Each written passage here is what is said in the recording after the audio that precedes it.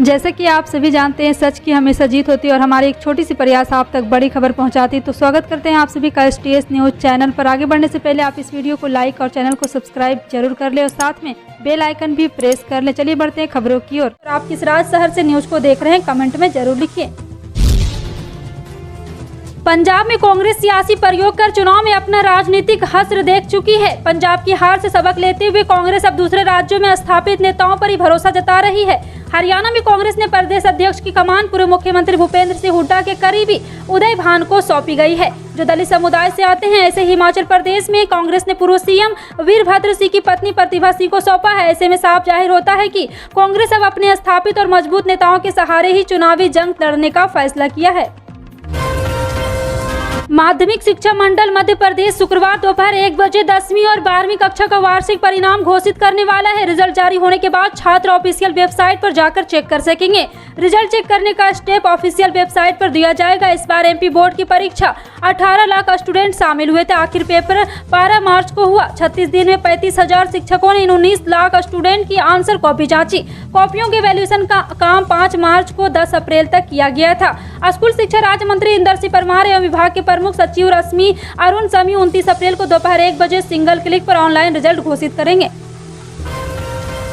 कांग्रेस के वरिष्ठ नेता कमलनाथ ने बृहस्पतिवार को मध्य प्रदेश विधानसभा में नेता प्रतिपक्ष के पद से इस्तीफा दे दिया। पूर्व मंत्री और 7 बार की विधायक डॉक्टर गोविंद सिंह को कमलनाथ के स्थान पर कांग्रेस विधायक दल का नेता नियुक्त किए जाने की प्रबल संभावना जताई जा रही है। अखिल भारतीय कांग्रेस कमेटी के महासचिव KC वेणुगोपाल ने बृहस्पतिवार को कमलनाथ को लिखे एक पत्र में कहा, कांग्रेस अध्यक्ष ने कांग्रेस विधायक दल मध्य प्रदेश के नेता पद से आपका इस्तीफा तत्काल प्रभाव से स्वीकार कर लिया है। उत्तर प्रदेश में धर्म स्थलों से 72 घंटे के भीतर 11,000 से अधिक लाउड स्पीकर उतारे जा चुके हैं, तो इससे कहीं अधिक की आवाज को धीमा कर दिया गया है। यूपी सरकार की इस कदम की लाउड स्पीकर विवाद को जन्म देने वाले महाराष्ट्र नवनिर्माण सेना के प्रमुख राज ठाकरे ने भी तारीफ की है। इस बीच समाजवादी पार्टी के अध्यक्ष और नेता प्रतिपक्ष अखिलेश यादव ने तंज कसते हुए कहा है कि सरकार ने धर्म स्थलों से उतारे गए लाउड स्पीकर की संख्या तो बता दी, लेकिन यह कब बताएगी कितने बेरोजगारों को रोजगार दिया। आज तक के खास कार्यक्रम 3rd डिग्री में पॉलिटिकल इन्वेस्टिगेशन टीम के रणनीतिकार प्रशांत किशोर से खास बातचीत की है, जिसमें उन्होंने कहा है कि कांग्रेस को किसी पीके की जरूरत नहीं। उन्होंने कहा है कि मीडिया मुझे जरूरत से ज्यादा बड़ा बनाकर दिखा रही है। मेरा कद किरदार इतना बड़ा नहीं कि राहुल गांधी मुझे भाव दे। कांग्रेस को किसी पीके की जरूरत नहीं, खुद फैसला ले सकते हैं। 3rd डिग्री में प्रशांत किशोर ने कहा है कि मुझे कांग्रेस को जो बताना था वो बता दिया, अब उनकी मर्जी है कि वो उस पर काम करे या ना करे। प्रशांत किशोर ने आगे बताया कि कांग्रेस को दिए लीडरशिप के फॉर्मूले में न राहुल गांधी थे न प्रियंका वाड्रा, अब ऐसे में इसका क्या नाम है। और आपको बता दें कि इस पर पीके चुप्पी साध गए। उन्होंने आगे ये भी कहा कि कांग्रेस से बातचीत में नेता को लेकर कोई चर्चा नहीं हुई है। देश की सार्वजनिक क्षेत्र की सबसे बड़ी बीमा कंपनी लाइफ इंश्योरेंस कॉर्पोरेशन या जीवन बीमा निगम ने आखिरकार IPO को लेकर घोषणा कर दी है। देश का सबसे बड़ा IPO 4 मई को आ रहा है। एंकर निवेशकों के लिए इसे 2 मई को खोला जाएगा। यह IPO सब्सक्रिप्शन के लिए 4 मई से 9 मई तक ओपन रहेगा। स्टॉक एक्सचेंज पर इसकी लिस्टिंग 17 मई को होगी। इसके पहले सूत्रों ने मंगलवार को जानकारी दी थी कि LIC का IPO अगले हफ्ते 4 मई को ओपन होगा। इसके पहले इसे 2 मई को एंकर निवेशकों के लिए खोला जाएगा। युद्ध के चलते यूक्रेन से लौटे मेडिकल छात्रों की आगे की पढ़ाई के लिए पश्चिम बंगाल की ममता बनर्जी आगे आ गई है। ममता सरकार ने ऐलान किया है कि यूक्रेन से लौटे मेडिकल के छात्र बंगाल के मेडिकल कॉलेज में पढ़ाई कर सकते हैं। पश्चिम बंगाल सरकार ने कहा है कि यूक्रेन से लौटे सभी मेडिकल छात्र पश्चिम बंगाल के मेडिकल कॉलेजों में अपनी पढ़ाई जारी रख सकते हैं। इसके अलावा ममता सरकार ने कॉलेजों से यह भी कहा है कि यूक्रेन से लौटे छात्र अलग अलग कोर्स करना चाहे तो उन्हें फीस में रियायत दी जाए। देश के कई हिस्सों में बिजली संकट पैदा हो गया और बिजली में कटौती देखी जा रही है। उत्तर प्रदेश से लेकर राजस्थान, आंध्र प्रदेश समेत कई राज्यों में भारी कमी बताई जा रही है। राजस्थान के ऊर्जा मंत्री भंवर सिंह भाटी ने बताया कि राजस्थान के अंदर गहराए बिजली संकट से ज्यादा उत्पादन हो रहा है, लेकिन राज्य में 50% बिजली का इस्तेमाल उद्योग में लग रहा है। जी हाँ, आपको बता दें कि एक बार फिर से बिजली संकट लोगों को सताया जा रहा है। समाजवादी पार्टी के वरिष्ठ नेता और पूर्व मंत्री आजम खान से जुड़ी बड़ी खबर है। आजम खान की जमानत पर फैसला फिलहाल टल गया है। उत्तर प्रदेश सरकार की ओर से एक पत्र देकर कुछ तथ्य और दिए जाने की बात के बाद इस मामले की सुनवाई अब 4 मई को होगी। आजम खान पर दर्ज 72 मामलों में से 71 में आजम को जमानत मिल चुकी है। शत्रु संपत्ति पर कब्जे का ये 72वां मामला है। कोर्ट के फैसले के बाद अब आजम खान की ईद जेल में ही मनेगी। आजम खान की जमानत पर यूपी सरकार ने इलाहाबाद हाई कोर्ट में अर्जी दाखिल कर कहा है कि आजम की जमानत पर उसे कुछ नए तथ्य पेश करने हैं। केंद्रीय स्वास्थ्य मंत्री मनसुख मांडविया ने गुरुवार को कहा कि विशेषज्ञ समिति की सिफारिश के आधार पर 5 से 12 साल के बच्चों की टीकाकरण पर फैसला लिया जाएगा। सूत्रों के मुताबिक शुक्रवार को होने वाली टीकाकरण पर national technical advisory group on immunization की बैठक में इस मुद्दे पर चर्चा हुई। और आपको बता दें कि प्रधानमंत्री नरेंद्र मोदी ने बुधवार को मुख्यमंत्रियों के साथ बातचीत में कहा था कि सरकार की प्राथमिकता स्कूलों में विशेष अभियान के साथ सभी योग्य बच्चों का जल्द से जल्द टीकाकरण करना है। 7 राज्य सरकारों से पेट्रोल डीजल पर वैट रेट घटाने को लेकर प्रधानमंत्री नरेंद्र मोदी के बयान पर राजनीतिक घमासान मच गया है और तेल पर टैक्स के मसले पर देश में एक बड़ी बहस छिड़ गई है। अधिकतर विपक्ष शासित राज्यों ने प्रधानमंत्री के प्रस्ताव को खारिज करते हुए केंद्र पर पेट्रोल डीजल की कीमतों पर दोहरी राजनीति करने का आरोप लगाया है, जबकि पेट्रोल मंत्री हरदीप सिंह पुरी ने विपक्ष के आरोपों को निराधार बताते हुए आरोप लगाया कि वो आम लोगों को टैक्स घटाकर बढ़ी हुई तेल की कमियों में और कीमतों में राहत नहीं देना चाहते।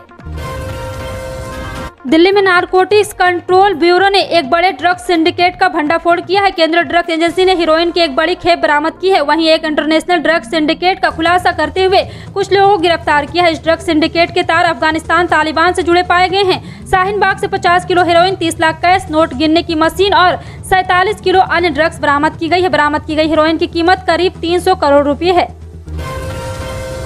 राजस्थान में अगले साल विधानसभा चुनाव होने हैं। सत्ता पर काबिज कांग्रेस पार्टी अभी से जीत का दम भर रही है, लेकिन पिछले 5 राज्यों के चुनावी नतीजों को देखते हुए इतना आसान भी नहीं है। लेकिन उदयपुर में अगले महीने होने जा रहे चिंतन शिविर से पहले सचिन पायलट को लेकर चर्चाओं का बाजार गर्म हो रहा है। 2023 के चुनाव की रणनीति को लेकर हाल ही पायलट ने पार्टी प्रमुख सोनिया गांधी से मुलाकात की। इस मुलाकात के बाद से चर्चा है कि सत्ता में वापसी के लिए पार्टी के पास सचिन पायलट का कोई बड़ी जिम्मेदारी दी जा सकती है।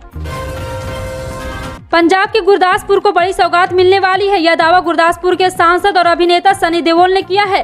सांसद के निजी सहायक पंकज ने बताया कि सनी देओल ने केंद्रीय स्वास्थ्य मंत्री मनसुख मांडविया के साथ स्वास्थ्य संबंधी मुद्दों पर अहम बैठक की। इस दौरान गुरदासपुर लोकसभा क्षेत्र में एम्स या पीजीआई सैटेलाइट सेंटर स्थापित करने के संबंध में केंद्रीय स्वास्थ्य मंत्री से चर्चा हुई है। दुनिया के सबसे अमीर शख्स एलन मस्क ने पहले माइक्रो लॉबिंग प्लेटफॉर्म ट्विटर पर हिस्सेदारी खरीदी और कुछ समय ही उसे 100% खरीद लिया।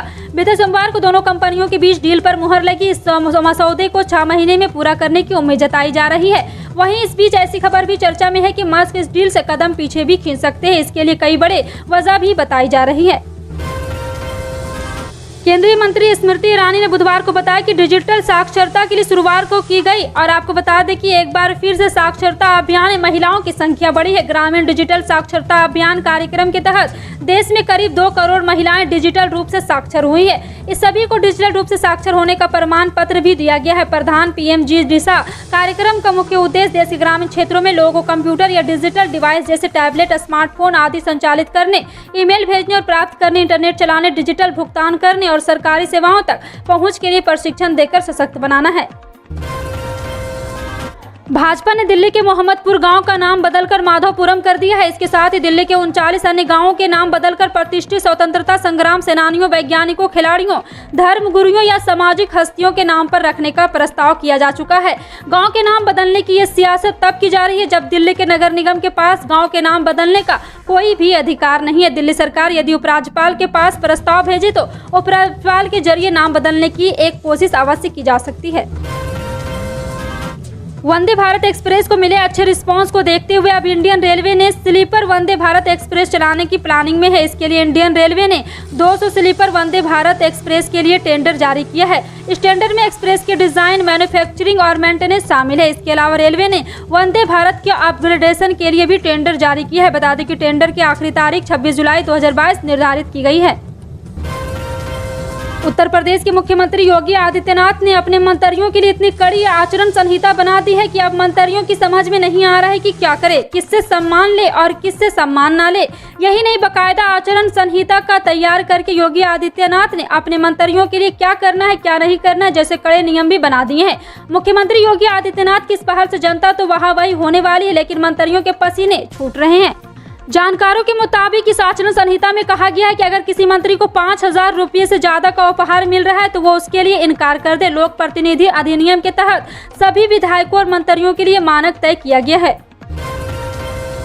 उत्तर भारत में गर्म मौसम ने लोगों को परेशान कर रखा है। राजधानी दिल्ली में भी इन दिनों लोग भीषण गर्मी से जूझ रहे हैं। अधिकतम तापमान 40 डिग्री सेल्सियस से ऊपर बना हुआ है। मौसम विभाग के मुताबिक आने वाले कुछ दिन दिल्ली वासियों के लिए और गर्म साबित हो सकता है। मौसम विभाग के अनुसार दिल्ली में आज का न्यूनतम तापमान 23 डिग्री सेल्सियस रहने वाला है, जबकि अधिकतम तापमान 43 डिग्री सेल्सियस रहेगा। इधर मौसम विभाग ने आशंका जताई कि अगले 4 दिनों तक दिल्ली वासियों को भीषण हीटवेव का सामना करना पड़ सकता है। ऐसे में लोगों को इस हीटवेव से बचने के लिए एहतियात बरतने की भी सलाह दी गई है। फिलहाल आपका इन सभी खबरों पर क्या कहना है, कमेंट सेक्शन में टाइप करके जरूर बताएं। पल पल की अपडेट जानने के लिए जुड़े रहें आप अपने NTS न्यूज चैनल से। मिलते हैं अगली बड़ी खबर में, तब तक के लिए जय हिंद।